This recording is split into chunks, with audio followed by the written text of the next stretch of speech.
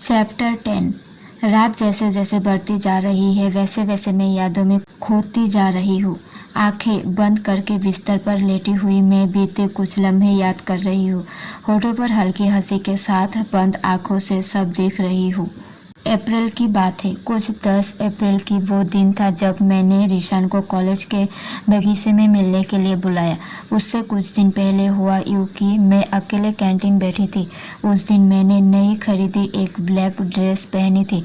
उस दिन बहुत मन था कि मैं ऋषान से मिलूं, दूर से देखूं या वो मुझे बस 2 मिनट के लिए ही मिले, पर मिले ज़रूर। उस दिन जैसे मैं बस उसकी एक तारीफ सुनने के लिए बेताब थी। सुबह से ही उसका इंतज़ार कर रही थी। कॉलेज की छुट्टी होने वाली थी। मैं दुखी मन से उसके इंतज़ार में बैठी थी। मैं जब भी कॉलेज आती तो हर जगह उसे देखती कि कहीं तो वो नज़र आ जाए। उस दिन भी पूरे कैंटीन में देखा पर वो वहाँ कहीं ना था। इंतज़ार करते हुए मैं संगीत सुनने लगी तो अचानक से ऋषान को देखा। वो मुझे देखकर मेरी तरफ ही आ रहा था। उसने आते ही कहा, "you are looking pretty today." उससे तारीफ सुनकर मेरी खुशी का ठिकाना ही ना रहा।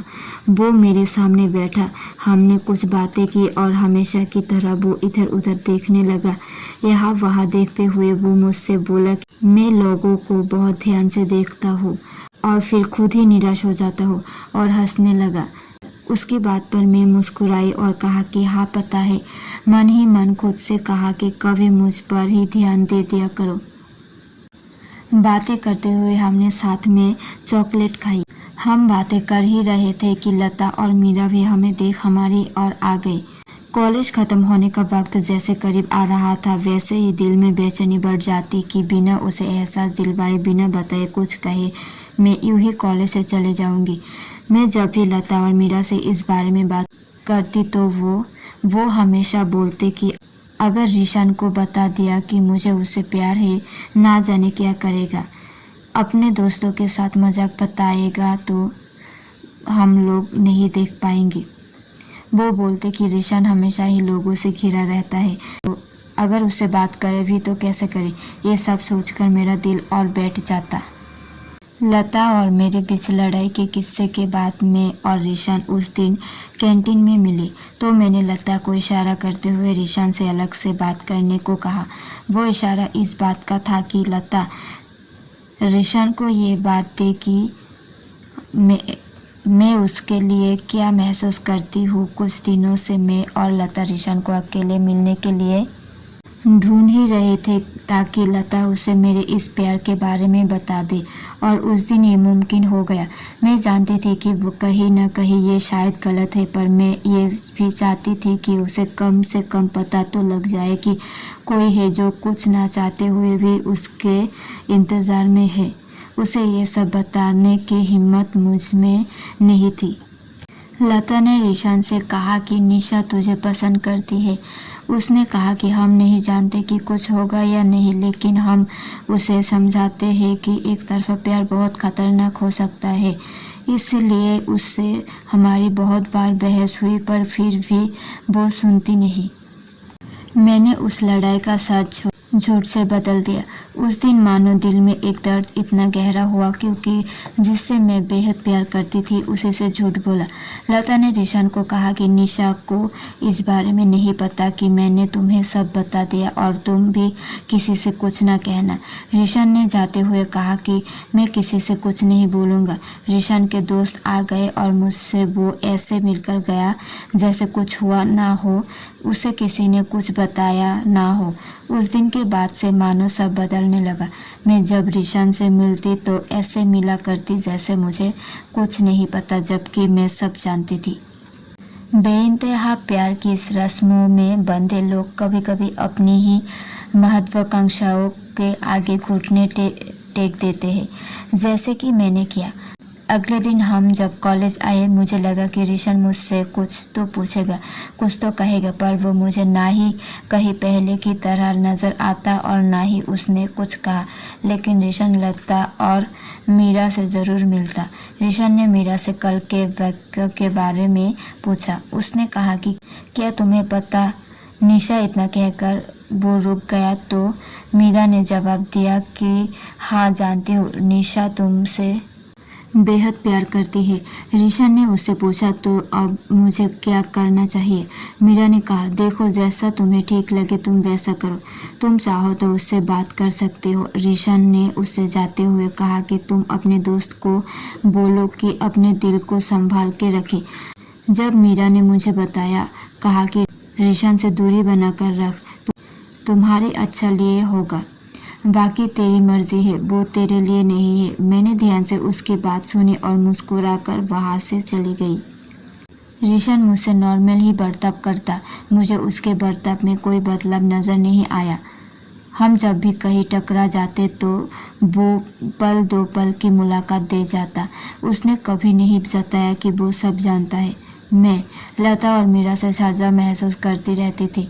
मैं लता से पूछती रहती कि क्या ऋषन उससे मिला, क्योंकि अब ऋषन मुझसे ज़्यादा नहीं मिलता था। एक दिन लता कैंटीन में थी और मैं क्लास में। थोड़ी देर में ऋषन कैंटीन में आ गया। वो बस लता से कुछ कहने ही वाला था कि मेघा वहाँ आ गई और वो चुप ही रहा।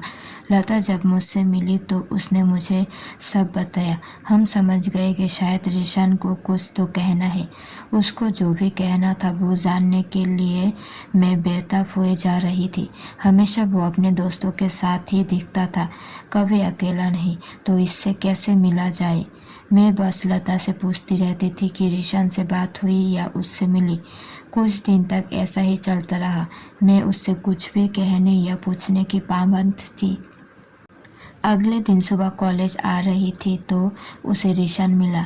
आखिरकार वो मिल ही गया। उसने ऋषन से कहा कि क्या कुछ सोचा तुमने? तो ऋषन ने उसे कहा कि नहीं यार, मैं कुछ महसूस नहीं करता उससे लेकर, और मैं जैसा दिखता हूँ वो जैसे सोचती है मैं वैसा नहीं हूँ। मैं उसका दिल नहीं दुखाना चाहता। इतने में वो कुछ और कहता कि लौकी वहाँ आ गया और उन्होंने बात पलट दी। फिर जब मैं उसे मिली तो उसने मुझे सब बताया, जो भी ऋषन ने उसे कहा। मन को थोड़ा दुख तो हुआ जानकर, पर अच्छा लगा सोचकर कि वो मेरा दिल नहीं दुखाना चाहता। चलो वो मेरे बारे में इतना तो सोचता था, मेरे लिए इतना ही काफ़ी था। लता और मीरा से वो मेरे बारे में पूछता रहता था। कुछ दिनों तक ऐसा ही चलता रहा। 2 हफ्ते गुजरने के बाद आज हम गार्डन में हैं। कल रात सीढ़ी से बुरी तरह गिरने के बाद मेरे पाँव में मोच आ गई। पैर में इतना दर्द था कि चलना तो दूर, पैर जमीन पर रखा तक नहीं जा रहा था। फिर भी मैं ऋषन से मिलने के लिए कॉलेज आई हूँ। पूरा दिन कॉलेज में मैं अकेले ही एक जगह पर बैठी रही। मैंने ऋषन को मिलने के लिए मैसेज किया। मेरे दिल की धड़कन मेरे कानों तक सुनाई दे रही है क्योंकि वो आ गया। उसके आते ही मैंने उसका हाल चाल पूछा और फिर मैंने कहना शुरू किया। मैंने कहा लता और मीरा ने तुमसे क्या कहा ऋषन? ऋषन मुझसे आंखें चुराने लगा और बोलने लगा कि कुछ नहीं, वो बस तुम्हारी लड़ाई हुई थी तो बस उस बारे में थोड़ा, अब सब ठीक है ना? मैं उसे एकटक देख रही थी। वो मुझसे ही मेरी बात छुपा रहा था। मैंने उससे कहा कि ऋषन, मैं सब कुछ जानती हूँ। मुझे ये भी पता है कि लता और मीरा ने तुम्हें मेरी जज्बातों के बारे में बता दिया है। उन्होंने जिस तरीके से बताया वो गलत था, पर जो मैं महसूस करती हूँ वो गलत नहीं है। I like you. मुझे पता है तुम्हारी गर्लफ्रेंड होगी या होने वाली होगी, लेकिन फिर भी आई लाइक यू। उस पर मुझे कुछ समझ नहीं आ रहा था कि मैं क्या बोलूँ। इतना सब सोच कर गई थी कि ये बोलूँगी वो बोलूँगी, पर उसे देखते ही मैं सब भूल गई। वो मुस्कुराता रहा और मैं शर्म से पानी पानी हो गई थी। ऋषन ने मुझसे कहा कि तुम मुझे ठीक से जानती तक नहीं हो तो ये कैसे मुमकिन है। उसने मुझसे पूछा कि ये सब कब से। मैंने कहा कि 3rd सेमेस्टर। अमन सर की क्लास में पहली बार तुम्हें देखा था। तो उसने बीच में बात करते हुए कहा कि वो जो हम बिल्कुल सामने बैठे थे। मैं सुनकर थोड़ा चौंक गई, सोचने लगी कि इसे इतनी छोटी सी बात याद है। उसने मुझसे फिर पूछा। मैंने हाँ में सिर हिला दिया। हमारे बीच चुप्पी फैल गई। उस चुप्पी को तोड़ते हुए उसने मुझसे कहा कि तुम बहुत हिम्मत वाली हो। तुमने मुझे सीधे सीधे सब बोल दिया।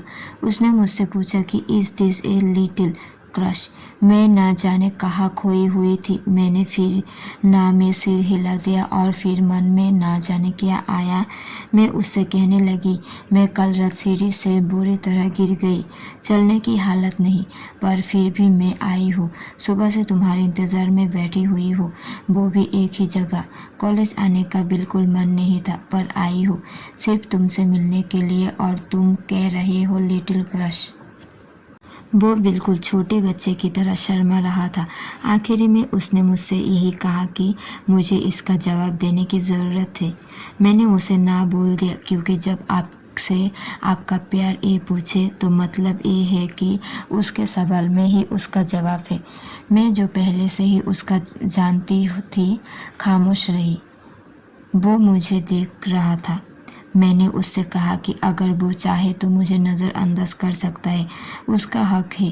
तो उसने कहा कि जानता हूँ मैं, पर तुम्हें नज़रअंदाज करके क्या होगा, और कोई वजह भी होनी चाहिए ऐसा करने की।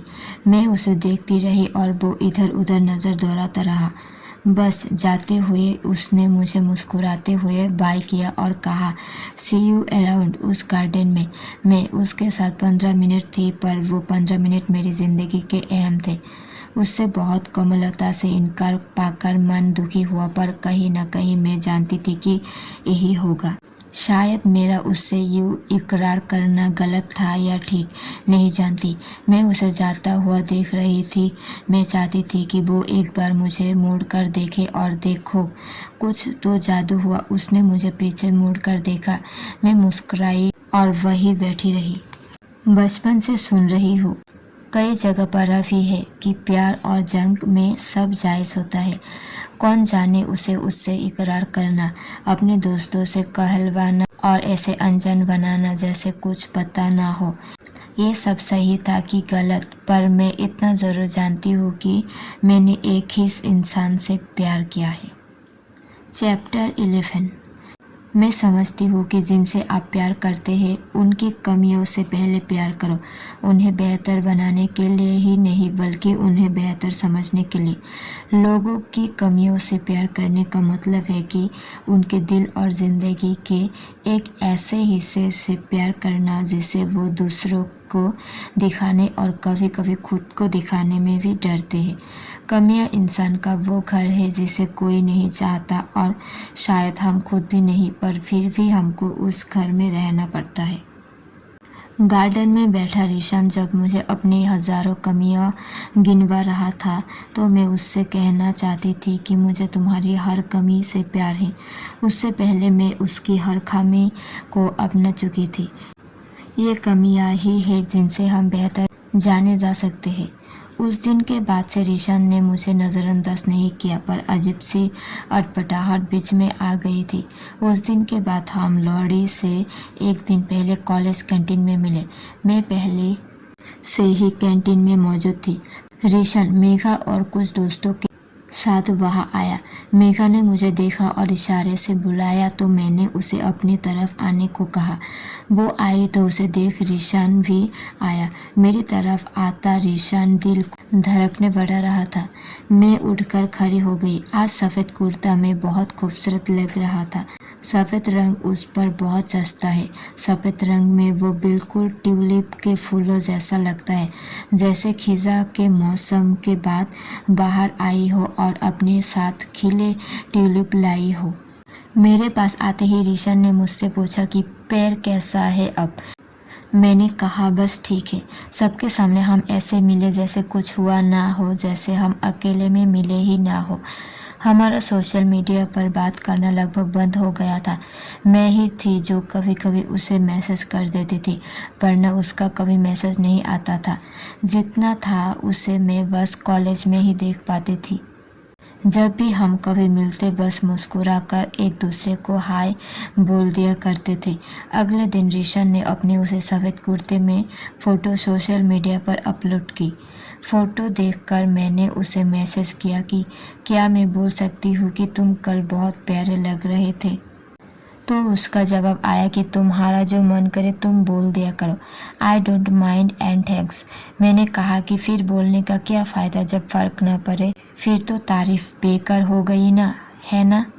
उसने कहा कि you know what I mean. मैंने उसे छोड़ते हुए कहा कि नहीं, मुझे नहीं पता व्हाट यू मीन। मैंने कहा मुझे ऐसा महसूस हो रहा है एक दिन तुम मुझसे बात करना बंद कर दोगे। उसने कहा कि ऐसा कुछ नहीं होगा और I told you I don't mind, जो बोलना हो बोल दो। और फिर बोलता कि आई डोंट माइंड का मतलब नहीं पता तुम्हें। मैंने कहा हाँ पता है, तुम्हें फ़र्क नहीं पड़ता, इसका मतलब ये है। उसने फिर कहा मुझे बुरा नहीं लगेगा, ये है। मैं उसका मैसेज देखकर मुस्कुरा दी और उससे माफ़ी मांगी क्योंकि मैं गार्डन में उस पर चिल्लाती थी। उसने बस 4 शब्द में जवाब दिया जो कि अब तक मुझे रट भी चुका था। इससे पहला वो बोलता मैंने ही बोल दिया कि अब बोलो आई डोंट माइंड, और फिर उसने ये भी बोल ही दिया। उसका मैसेज देखकर मुझे फिर हंसी आ गई। मैंने उसे कहा कि तुम कैसे हो, मतलब हर बात मान जाते हो, तुम बहुत अच्छे हो। उसका जवाब फिर से वही पता नहीं, आई डोंट केयर। मैंने फिर कहा मुझे पता है ना, काफ़ी है। उसने मुझे ताने देने के लहजे में कहा कि वो तो जिस दिन तुम्हारा प्यार का पर्दा हटेगा उस दिन पता चलेगा तुम्हें। मैंने कहा ताना दे रहे हो मुझे, तो कहने लगा ये कोई ताना नहीं, ये सच है। उसने मुझसे कहा कि मैं बहुत ही आम सा हूँ, ये तुम हो जो मुझे खास बना रही हो। इतना वक्त वो मुझे नहीं देता था कि मैं उसे बता पाऊँ कि वो कितना खास है मेरे लिए। वो मेरे लिए कैसे क्यों खास है ठीक से तो नहीं बता पाई, बस इतना कहा कि तुम हो खास। मुझे नहीं पता क्यों, ऐसा क्यों नहीं जानती। उन्हें कैसे बताए कि वो खास है, कैसे जताए कि वो खास है। वो हमें खुद से इश्क करने की इजाज़त तो देता है मगर पास आकर हाथ थामने नहीं देता। उसने मुझसे कहा कि ना जाने क्या पसंद आया तुम्हें मुझ में। मैं उसे कैसे बताऊँ कि क्या कुछ नहीं पसंद आया मुझे। मुझे तो सब कुछ पसंद है उसमें। जब जब उसको देखती हूँ तो चांद नज़र आता है। उसकी छोटी छोटी आंखें पसंद है मुझे, उसके होठों के पास छोटा सा तिल उसकी हंसी को और ज़्यादा खूबसूरत बना देता है। वो कहता है कि मैं आम सा हूँ, खास तुमने बना दिया। कैसे बताओ उसे कि बिखरे टूटे इंसान, दिल और ये चांद खास होते हैं। बहुत खूबसूरत है वो क्योंकि बिखर कर निखारा है वो ये नहीं जानता कि वो चांद सा खूबसूरत है और मैं हर रोज़ उस चांद का इंतज़ार करती हूँ। चैप्टर 12। किस तरह लोग हमारी ज़िंदगी में आते हैं और चले जाते हैं। कभी कभी वो बिना कुछ कहे ही चले जाते हैं तो कुछ बताकर साथ छोड़ देते हैं। हम बस लोगों को जाते हुए देखते रहते हैं, ना जाने उस पल हम और मजबूत होते हैं या फिर हम बेबस होते हैं। बस हमारे हाथों में कुछ नहीं होता, इसलिए बस लोगों को हम अपनी ज़िंदगी से जाता हुआ देखते हैं। उस दिन जब मैं और रीशान लॉरी से एक दिन पहले कैंटीन में मिले थे तो कॉलेज की आखिरी क्लास छोड़ने के बाद मैं और आकांक्षा कॉलेज के कॉरिडोर में खड़े होकर लॉरी का प्रोग्राम देख रहे थे। जैसे ही प्रोग्राम देखने आए वैसे ही प्रोग्राम ख़त्म हो गया। बाकी लोगों की क्लास ख़त्म होने में वक्त था तो हमने वही खड़े रहना सही समझा। उसी वक्त मैंने रीशान को कुछ लड़कों के साथ जाते हुए देखा और बस उसे देखती रही। दूर से ही उसे जाता देख रही थी, कैसे वो दूर और दूर चले जा रहा था मेरी नज़रों से। कुछ ही देर बाद रीशान ने पीछे मुड़कर देखा तो मैंने नज़रें घुमा ली। मैं उसे देखते हुए सोच रही थी कि जैसे उसे दूर जाते हुए देख रही है, क्या वैसे ही करीब से उसे देखने का भी कोई मौका मिलेगा। जब भी वो मुझे कॉलेज में नज़र आता तो उसे देखकर ही मेरा दिल सुकून से भर जाता, और अब किसी दिन वो नहीं नज़र आता तो मैं लता और मीरा से पूछती कि रीशान कॉलेज आया है क्या, तुम उससे मिले। रीशान कहीं दिखा। मैं उसका इंतज़ार कभी कॉलेज कैंटीन में करती, कभी गार्डन तो कभी कहीं। हर तरफ उसको मेरी नज़रें ढूंढती रहती। अब हमारी बात बहुत कम हो गई थी। इजहार करने बाद वो मुझे अब ज़्यादा नहीं मिलता था, मिलता तो बस हाय से ज़्यादा कुछ नहीं होता था। मैं उससे दूर रहने की हर मुमकिन कोशिश करती थी। ना जाने क्यों पर मैं उसके सामने आने में थोड़ा झिझकती थी। प्यार में पड़ी मैं, मुझे कोई सुध-बुध न थी। उसके किए हुए इनकार से भी दुखी ना हुई थी। मैं ना जाने कैसा मेरा इश्क है कि उसे देखकर सब भूल जाती हूँ, यहाँ तक कि अपना दर्द भी। दर्द का एहसास मुझे तब हुआ जब मुझे कुछ ऐसा पता चला जिसने मानो मेरे अंदर से जान निकल ली हो।